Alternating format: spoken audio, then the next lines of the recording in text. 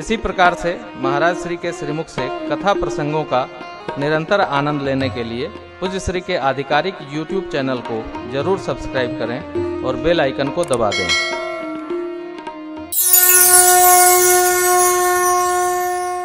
मिथिला के दूतों को ले जाकर गुरुदेव भगवान के सन्मुख उपस्थित किए, पत्रिका रखे श्री चरण में।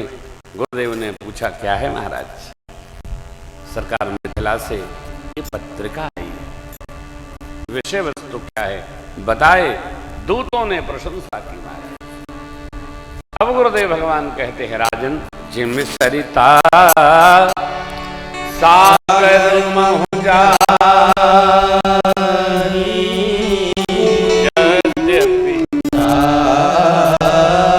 कामना तिन सुख संपत्ति नहीं बुला धर्म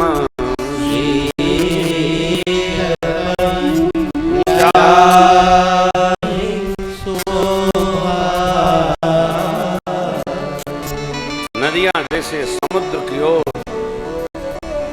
रखती चली जाती।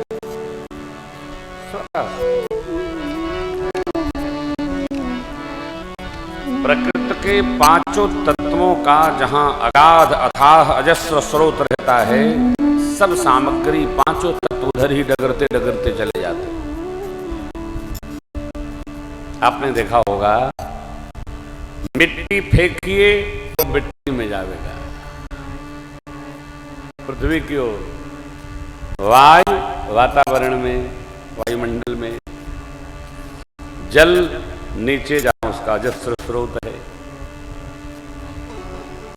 शब्द आकाश में। परंतु जब आप माचिस की स्टिक जलाते हैं, दीप जलाते हैं, तो उसकी लौ गगन की ओर जाती है। क्यों? सबके अजस्र स्रोत भगवान आदि सूर्य नारायण गगन में रहते हैं, इसलिए अग्नि सीधा उनको प्राप्त करने के लिए जाती है। वो फैलेगी नहीं, फैलेगी तो लौ ऊपर होगी। जहां जिसका जन्म स्थल है अगाध अथाह, वो वहीं पहुंच जाएगा। हमारी आपकी जैसी रुचि होती है, वैसे हम समाज के साथ अपने को सेट करते हैं।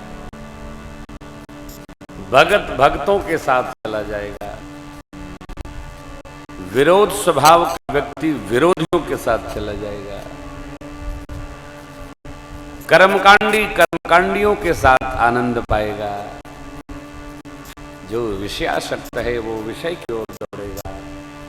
जैसी जिस जीव की चेतना रहती है वो उस तरफ गतिमान होता है।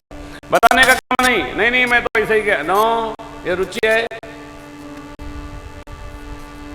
मनुस्मृति कहती है कि हर व्यक्ति अपनी रुचियों की विचित्रता के अनुसार अपनी यात्रा निश्चित कर लेता है। जिसकी जैसी रुचि हो, और रुचि भी अलग अलग है। न सबके चेहरे एक जैसे हैं, न सबकी रुचि एक जैसी है, न सबकी सोच एक जैसी है, न सबका मन एक जैसा, अलग अलग। परंतु भक्ति पथ पर हम आप सब एक जैसे हैं। गुरुदेव ने कहा, राजन जैसे आप परम भागवत पुण्यशाली हैं, वैसे आपकी देवियां हैं। देखिए, सत्कर्म, सदप्रवृत्ति, सतोगुण, पुण्यकाम, दान स्वभाव, हम हमारी स्थिति सबसे अच्छी प्रकार जानते हैं। और हम जो जानते हैं उसी का हमको अभ्यास रहना चाहिए। देखकर उनके जैसा नहीं, हमारे अंदर की क्या स्थिति है यह हमको बोध करा देती। हम ये हैं, ऐसा ही सहज व्यवहार जीवन में आना चाहिए। हम आनंद में रहें। गुरु कृपा बरसी है, आज्ञा हो गई, दूत मिथिला की ओर चले आए। दूतों को आते ही जैसे ही खबर चली, बुलाए मिथिलापति, हाल चाल कुशल पूछे, जय जय किए, महाराज को प्रशंसा करके अवधेश की व्यवहार पद्धति सुनाई। बारात को आते जान मिथिलापति ने जितनी नदियां सब पर सुंदर सुंदर पुल बंधन करवा दिए और बारातियों के रुकने के स्थल पर सुंदर असन आदि जलपान की व्यवस्था बनवा दी। ये व्यवहार करा दी। बारात सजने लगी। जितने शकुन भगवान ब्रह्मा ने धरती पर भेजे, सारे शकुन बारात के उठावले के समय आकर के उपस्थित हो गए। माताएं पितृ देवताओं को आवाहित करके उनका पूजन करती हैं। ब्राह्मणों का पूजन हो रहा है, ब्राह्मणी माताओं का पूजन हो रहा है। गुरुदेव का दिव्य रथ सजा, चक्रवर्ती जी का रथ सजा, परमात्मा का प्रिय अश्व वलाहक, उसका सुंदर श्रृंगार किया सेवकों ने। भरत भैया सारी व्यवस्था समझ रहे हैं, संभाल रहे हैं। प्रभु से मिलने का बड़ा उत्साह है। बारात का साज सजाया गया और अब श्री अयोध्या जी से मिथिला के लिए बारात प्रस्थान कर गई। बारात लग्न से पहले आ गई। लगन निश्चित भया ही नहीं है।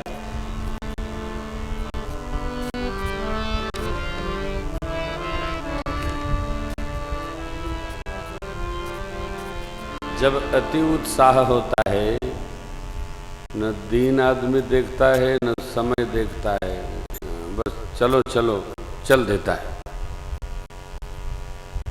उत्साह बैठने नहीं देता है।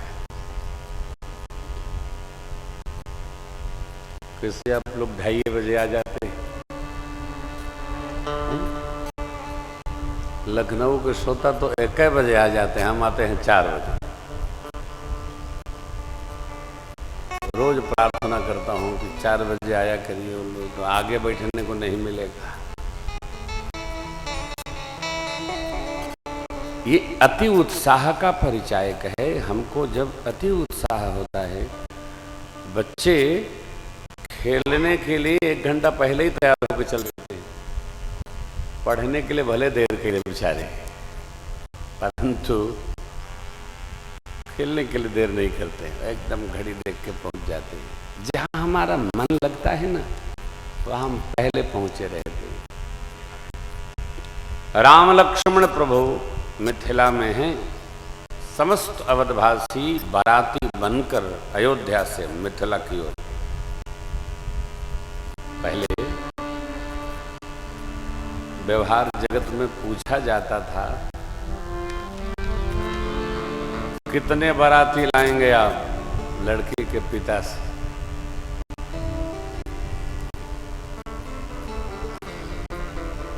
तो कहते थे कोई 150 लोग रहेंगे। जनवासा रखेंगे ना, उसका नाम था मर्यादा। बारात मर्याद रहेगी।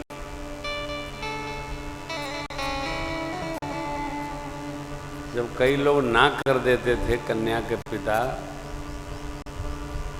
और वर के पिता की मूछ बड़ी ऊंची हो, तो फिर अपनी ओर से सब साज सजा करके भी वो मर्यादा रख करके ही एक दिन बारात लाते थे। ये हमारी मर्यादा है। कन्या के पिता पर कोई भार लोग नहीं डालते, मर्यादा है।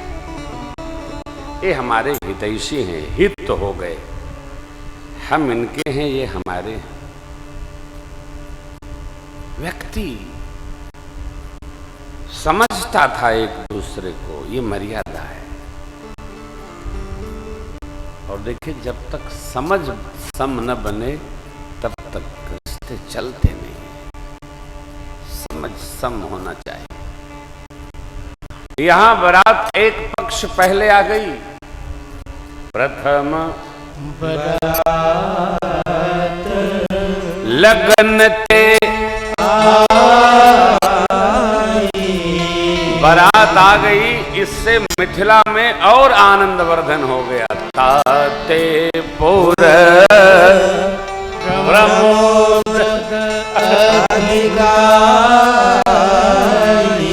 अधिक आनंद हो गया। क्यों? बारात पहले आ गई।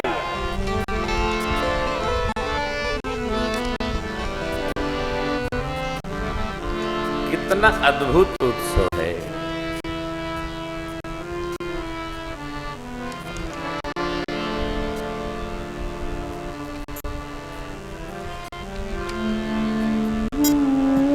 एक बार एक कथा में ये लोग पहले पहुंच गए थे। एक दिन पहले कैसे आ गए आप?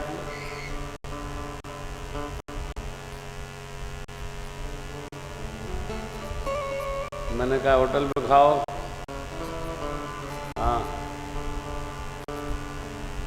हमने कहा बड़े अच्छे दरिद्र हैं आप। हैं? बताइए, एक दिन पहले आ गए, जाम में फंस जाते तब क्या होता? देर हो जाए तो आफत।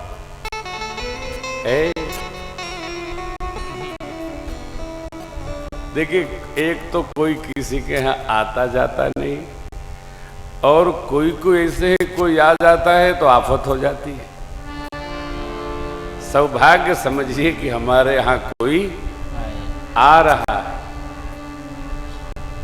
कोई आता बाता नहीं हो। अकेले बैठ के लोग गिनते हैं कै मक्खी गई अभी, कोई नहीं आता है। सबके द्वार कोई आता भी नहीं है।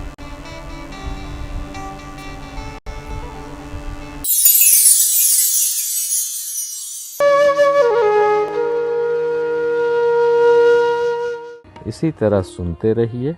चैनल को सब्सक्राइब करिए, बेल आइकन को दबा दीजिए और पुण्य अर्जन के लिए अपनों में शेयर करिए।